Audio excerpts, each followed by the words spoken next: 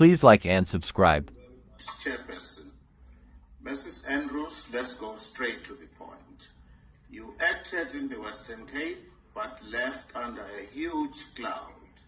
And for the benefit of this commission, I will explain. I allocated you a matter involving the Democratic Alliance and the ANC. I had no idea that the leader of the Democratic Alliance in Beaufort West and the Central Karoo is in fact your cousin. You did not return the file to me. You sat in the matter and ruled in favor of the DA. I took an unprecedented step to write to the Minister of Justice and asked him to cancel your appointment. Would you like to explain yourself why you sat in a matter where your cousin is a high-ranking politician of the DA in the Western Cape and ruled in favor of